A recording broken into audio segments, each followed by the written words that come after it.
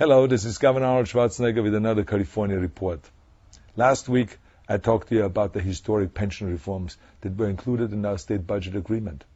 They roll back the massive benefit increase that the legislature approved in 1999.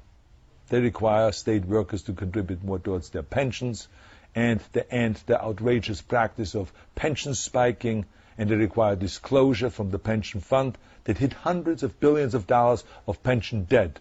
And the list goes on and on and on. Altogether, our reforms will save $100 billion in the decades to come. They also paved the way for local governments to follow suit, because pensions reform is necessary at every level of government. In fact, in San Jose and in San Francisco, there are initiatives on the ballot that include many of the same reforms that we just passed. Now, those will be tough fights, I know that. If there's one thing that I've learned over the last 7 years is that real reform is very, very difficult. There are many obstacles, and you're up against some special interests that will push back really hard. In fact, let me just tell you a quick story about just how tough it was to get our reforms approved in the legislature. In this pension reform battle, I expected organized labor to oppose me. That was a given. And since most Democrats are in bed with labor, I expected them to oppose me too. So I knew that. But what I was really surprised about is to see that Republicans also in bed with the same unions, only hidden under the sheets.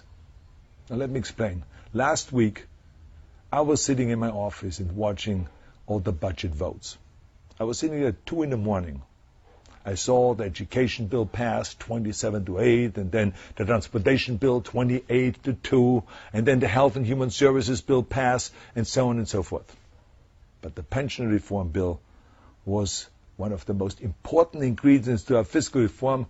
All of a sudden got stuck. It couldn't get enough votes. A staff member came to me and he told me, he says, our pension reform bill is stalled because we are short of Republican votes. You mean Democratic votes, I corrected him. And he replied, no. We are short of Republican votes.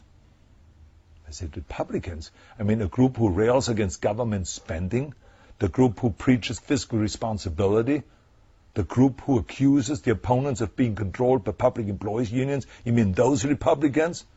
Well, the fact was, it was true. A group of Republicans, including Senators Blakeslee and Dutton, and Assemblyman Jeffries and Cook, sought to block the reforms. They wanted to block the reforms and held eloquent speeches on the floor saying this will be terrible. Don't vote for this. We can't hurt the CCPOA, the prison guard union. This is unfair to them. Now, eventually we found a way around all of this blockade by calling a special session of the legislature, which required, by the way, a trip to the Secretary of State Deborah Bowen's house at 3 in the morning, knocking on her door and getting a signature from her. But this allowed us to pass the bill with a simple majority vote instead of the 2/3 vote. And by the way, we got all the Democratic votes that we expected, except there was, like I said, this hang-up with the Republicans. Now here's the most amazing part. After the pension reforms were passed, some Republicans, including Assemblyman Miller and Logue, changed their vote so that the official record would not reflect their opposition. Now think about that. Why would they do that? Not only did they try to block reform, but they did not even have the courage to publicly stand behind their action. See, they were worried when they go back to their districts that maybe people will find out that they sided with labor rather than with the taxpayers. Now let's not forget that we're talking here about savings to the taxpayers of $100 billion over the next few decades. Now that is sad. Maybe these Republicans just simply saw that because they got campaign contributions from the state prison guard unions. I don't know. I mean, you figure it out. I mean, altogether, I checked the record. The legislators that I just mentioned have accepted more than $75,000 in contributions from that union. $75,000.